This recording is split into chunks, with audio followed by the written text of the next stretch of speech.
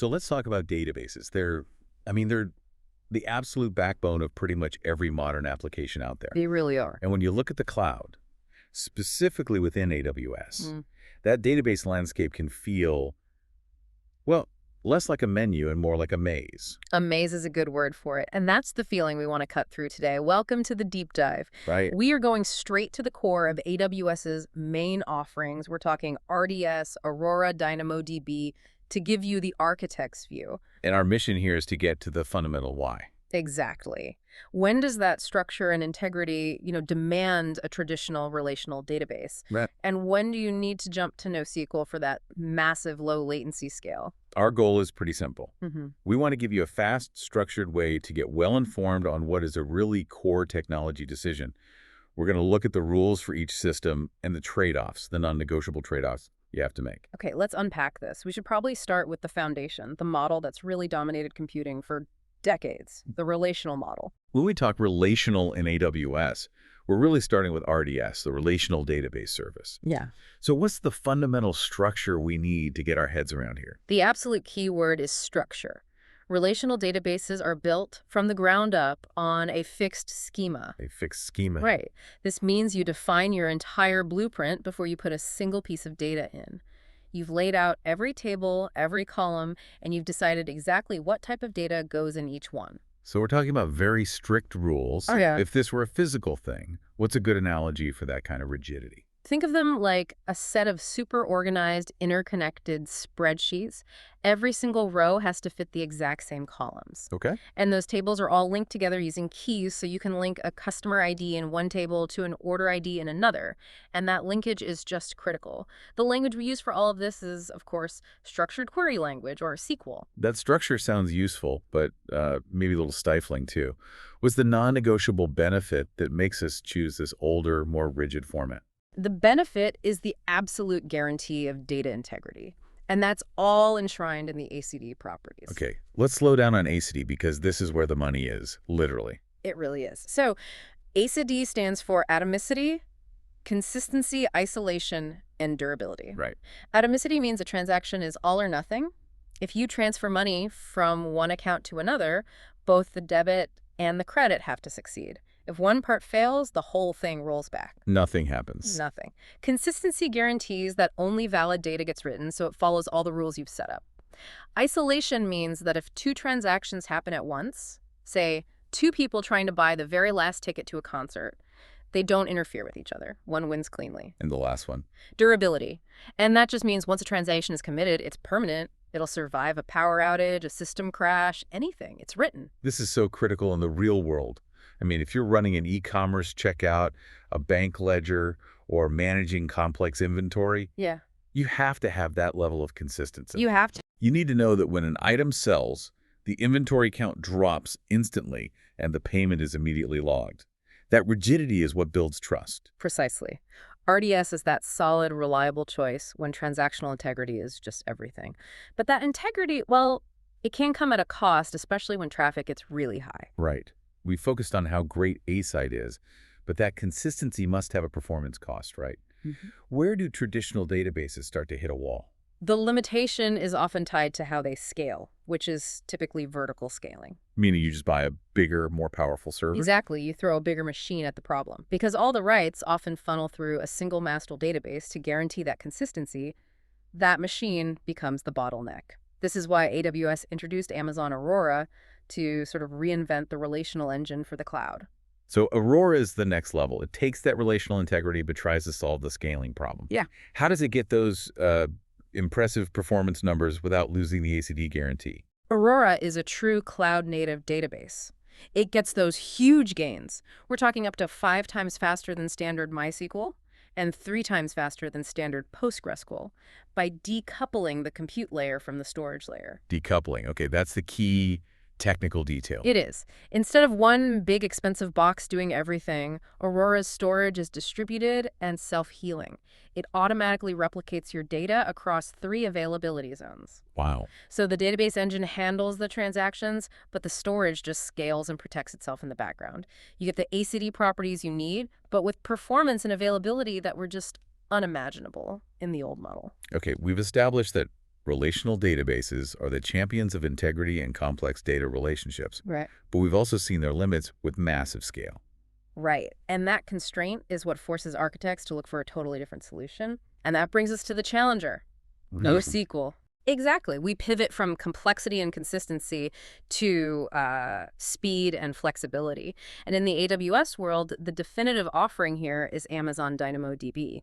The name NoSQL means not only SQL, which tells you we're breaking free from that fixed table model. So if RDS is that super organized closet, what's DynamoDB? DynamoDB is more like a giant, infinitely expanding storage unit where every single box can be unique. It's a key value and document database. Meaning the schema is dynamic. Or schemaless, as we often call it. You just need a key to find your item. Think of it like a label on the outside of the box. But inside, the contents can be totally different from one box to the next. That sounds amazing for rapid development, but why would we trade away the safety of AC?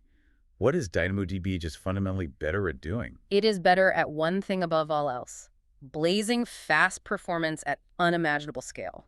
That is the trade-off. It's built for horizontal scaling, not vertical. So instead of one big server, it's thousands of small ones working together. Precisely. It partitions your data automatically. You just keep adding nodes. The numbers here are what really tell the story. Yeah, let's hear them.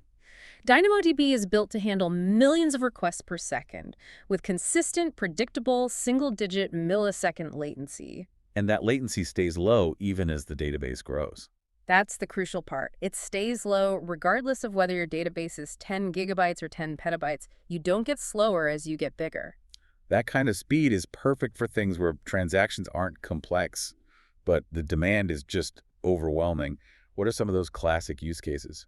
Think about real-time gaming leaderboards, with scores constantly being written and read by millions. Or ad tech bidding systems that need microsecond responses. Or even just session management for a popular mobile app. That's maybe the most common one. You just need to grab a user profile or a token instantly. For simple lookups at huge scale, DynamoDB is just unbeatable. Okay, we have to come back to that trade-off. Consistency. We said ACD was non-negotiable for RDS. What happens to my data's integrity in DynamoDB? This is the big conceptual break. DynamoDB operates on a principle of eventual consistency. It basically chooses high availability and speed over immediate, perfect consistency. You can't have all three at once. DynamoDB chooses availability. So what does that actually look like to a user if I update my profile? It means that if you write a new piece of data and then immediately try to read it back from a different server for a very brief moment, we're talking milliseconds, you might see the old data. Okay. The data will become consistent everywhere, but there's a tiny delay. For tracking social media likes or managing a shopping cart, that's completely acceptable. For a bank balance, not so much. Right, so the value proposition for DynamoDB is clear. Trade some transactional complexity and accept eventual consistency to get just unparalleled speed and scale. Now that we've set up both models, we can really look at the decision framework that architects use. It really boils down to two things: the type of data relationships you have and the scale you need. Let's lay that out side by side, because seeing the differences makes the choice really clear for anyone listening. It's almost a binary decision based on your needs. Let's start with the schema. For relational, so RDS or Aurora, it's fixed and predefined, it's structured. For DynamoDB, it's dynamic and flexible, schemaless. And for the core use case, this seems like the easiest one. Relational is for complex transactions, financial systems, reports that need lots of data joins. Whereas DynamoDB is built for that high-velocity world, massive scale, super fast lookups, session data, gaming. Okay, what about scaling? That's a huge difference. Huge. Relational traditionally relies on vertical scaling, making the server bigger. DynamoDB is all about horizontal scaling, adding more servers. It's designed for near infinite partitioning. Then there's how you talk to the database. For relational, it's the powerful, complex SQL. Right, which lets you do those complicated joins. DynamoDB uses much simpler APIs and key-value lookups. You sacrifice query complexity for that raw speed. And finally, the big one, data integrity. The foundational difference. Relational systems give you high integrity through those ACD properties. DynamoDB opts for eventual consistency, prioritizing high availability over that immediate perfect sync. So if you're an architect sitting down to design a new application, what's the final rule of thumb here? It's actually pretty straightforward. The critical takeaway is this: if you need strong transactional integrity, complex joins, and your data has to be perfectly consistent immediately, you pick RDS or you pick Aurora. And on the other side, When you need blazing fast, predictable performance for simple lookups at a massive scale, and you expect your data structure to change, you pick DynamoDB. It's not about which one is better. it's about which is the right tool for the job. Exactly. Using DynamoDB for a financial ledger would be a nightmare. And using RDS for a social media-like counter would be an equally bad architectural decision. That was a fast-paced, but I think a really necessary deep dive into these AWS database services.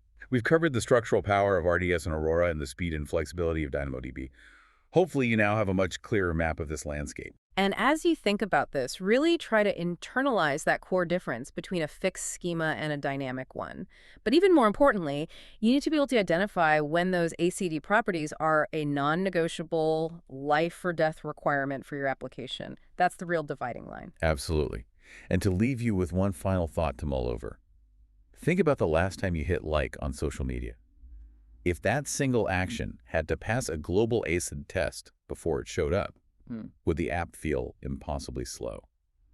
Where do you, as a designer or a user, draw that invisible line between perfect data integrity and a great user experience? That choice immediate versus eventual consistency really defines what's possible for an application. It really does. We'll catch you next time for another deep dive into the world of cloud technology.